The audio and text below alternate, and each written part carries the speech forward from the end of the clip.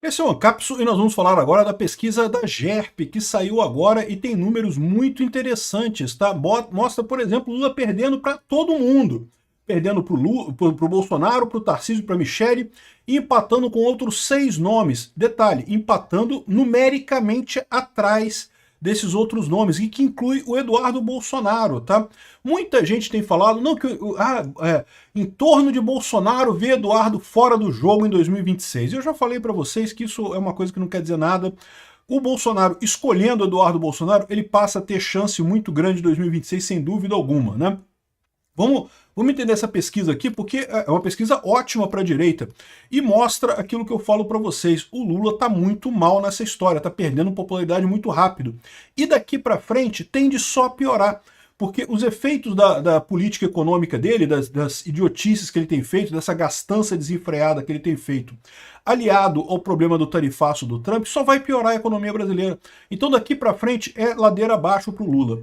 Essa notícia foi sugerida por Xandão Potter e o Enigma da Toga, Libertário na Cama e na Política e várias outras pessoas. Obrigado aí ao pessoal que sugeriu notícias lá no nosso site, no visãolibertaria.com, e obrigado a você que está assistindo o nosso vídeo. Se você gosta do nosso conteúdo, por favor, deixe o seu like e se inscreva aqui no canal, né?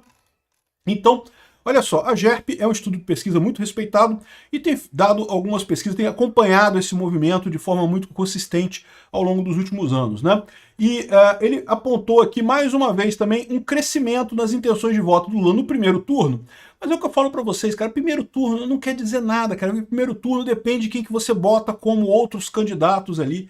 Então meio que primeiro turno a essa altura do campeonato é totalmente irrelevante. Eu concordo que quando a gente estiver mais perto do pleito em 2026, sei lá, né, junho, julho de 2026, já estiver ali na boca dos candidatos, a gente não sabe ainda com certeza quem serão os candidatos, mas eu imagino que até esse momento a gente já vai ter uma boa ideia de quem é que vai estar substituindo o Bolsonaro, quem que é o indicado do Bolsonaro, quem que vai ser, ou se vai ser o Bolsonaro mesmo, enfim, e aí você... Aí faz sentido pesquisa de primeiro turno. Agora não faz sentido, porque dependendo de quem você bote, já vai, né, vai atrapalhar um lado, atrapalhar o outro lado, não quer dizer nada, né? Então tá aqui, ó. O Lula cresce no cenário de primeiro turno. Mas aí que tá, de novo, depende de como é que você monta esses cenários, né?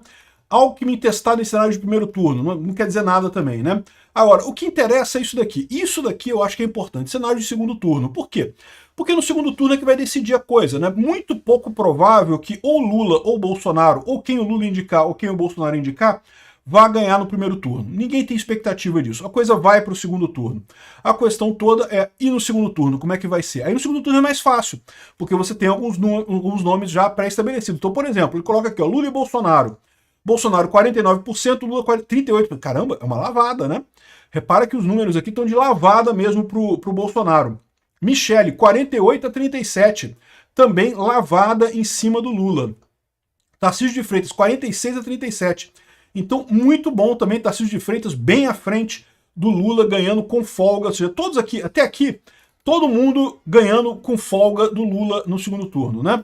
E agora, Lula e Eduardo Bolsonaro, 43-39. Aí eles estão dizendo que isso aqui é empate técnico. De certa forma é, porque a margem de erro é de 2,24 pontos percentuais, né? Então, aqui, se você somar as duas margens de erro, né? Ou seja, se o Eduardo Bolsonaro estiver na margem negativa de erro, Lula na margem positiva, eles invertem. Mas assim, vai bem no limite. No limite da margem de erro, eles estão empatados, né? Mas o Eduardo Bolsonaro bem à frente do Lula, né? Lula e Ciro Gomes. Cara, o Ciro Gomes na frente do Lula aqui com alguma folga, né? Pra você ver como é que o Lula tá muito ruim. Ratinho Júnior na frente do Lula também. Zema, não, o Zema tá atrás do Lula, mas tá empatado aqui, ou seja, 39-36%, 3 pontos de diferença. E lembra, o Zema tem uma característica que ele é uma pessoa pouco conhecida, tá? Fora de Minas Gerais, em Minas Gerais ele ganha do Lula com muita facilidade. Fora de Minas Gerais, ele ainda é um nome pouco conhecido. Eu gosto muito do Zema, tá? Eu, votaria no Zema fácil, sem problema nenhum. Então, eu acho que o Zema tem chance mesmo com esse resultado aqui, né? O Lula e o Caiado, eles estão empatados também. Lula e o Marçal. Fala sério, Marçal, a pessoa já tá pensando em Marçal ainda. Enfim, Marçal não interessa. O Lula e o Caiado, mais ou menos o mesmo esquema do Zema. O Caiado um pouquinho pior que o Zema, mas não faz nenhuma diferença, né? Então, assim, Repara como é que isso aqui mostra mais do que mostrar o Bolsonaro bem na frente, o Tarcísio bem na frente, mostra um ponto importante que é o Eduardo Bolsonaro com possibilidade também. E eu tenho certeza que o Eduardo Bolsonaro tem muita possibilidade, principalmente se esse esquema que ele está arrumando lá para tirar o Alexandre de Moraes da jogada, livrar o Brasil do Alexandre de Moraes, tiver sucesso. Porque, veja, eu acho que o que ele está propondo lá, mais do que anistia, mais do que um monte de coisa, vai tornar a vida do Alexandre de Moraes insuportável. Eu não descarto que o Alexandre de Moraes peça renúncia do STF depois desse processo todo. Não descarto mesmo. A vida do cara vai estar um inferno. Ou seja, se o Eduardo Bolsonaro conseguir ganhar do Alexandre de Moraes, cara, isso vai ser uma vitória muito grande. Isso credencia ele já tem cacife hoje, com o apoio do Bolsonaro. Se o Alexandre de Moraes cai fora, meu amigo, ele ganha mesmo sem apoio do Bolsonaro, sem nada, né? Então eu vejo hoje uma definição muito clara aqui da situação, muito favorável para a direita.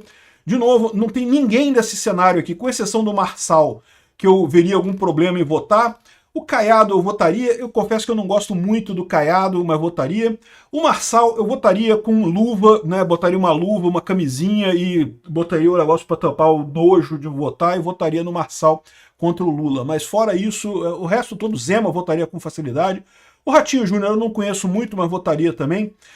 Ciro Gomes também é foda, né? Ciro Gomes também é foda. O Ciro Gomes eu também botaria uma luva para votar nele. O Eduardo Bolsonaro, Tarcísio e a Michele, pô, votaria fácil. Qualquer um dos três eu votaria sem problema nenhum. Gosto dos três nessa história aqui e, lógico, ainda acredito que tem espaço sim para o Bolsonaro em 2026. Então, uma pesquisa que dá uma perspectiva muito boa. E, bom, o Eduardo Bolsonaro está querendo continuar a exercer o mandato dele dos Estados Unidos. Isso eu acho que é uma coisa muito importante. Eu acredito que ele manter o mandato dele é importante até para ele voltar para o Brasil mais adiante com moral para disputar a eleição em 2026. Né? De qualquer forma, se não for o Eduardo, gosto muito da Michele, já falei também, acho que ela tem um potencial enorme. O Tarcísio é outro que eu gosto muito aqui. O Tarcísio articula a pauta da anistia com Mota, diz em torno do governador. Outra coisa excelente, o Tarcísio tem que começar a botar também a cara nesse aspecto da coisa, porque ele tem sido muito criticado pelo núcleo bolsonarista. Eu já falei para vocês, eu não acho uma besteira isso. Estão querendo crucificar o Tarcísio como se fosse Tarcísio e Eduardo Bolsonaro. Gente, não tem disputa nenhuma. Quem vai decidir é o Bolsonaro. Não tem disputa, não tem briga aí, né? Fica uma brigalhada do pessoal, coisa e tal. Eu gosto muito do Tarcísio, votaria nele tranquilo, né? E olha só, votaria no Bolsonaro, no Eduardo Bolsonaro também, tá? Apesar desse vídeo dele aqui, em que ele fala que não vamos ter, não vivemos no anarcocapitalismo, que não é para privatizar tudo, o Eduardo Bolsonaro. Tiro no pé, hein, cara. Não, é para privatizar tudo mesmo. Esse negócio de achar que tem empresa estratégica e não sei o que lá. Temos que ver de perto que o Vance está falando sobre o pós-liberalismo. E não gostei, Dudu. Não gostei. Sinceramente, não gostei disso aqui, não. Ainda é muito melhor do que o Lula, eu tenho que reconhecer, não tem alternativa. Mas socialismo de direita, socialismo de esquerda é a mesma merda. Achar que Estado é que resolve o problema do país, não, Estado é o ruim, Estado só piora a situação. Mas continuo votando no Eduardo Bolsonaro tranquilo se ele for escolha do Jair Bolsonaro, evidentemente.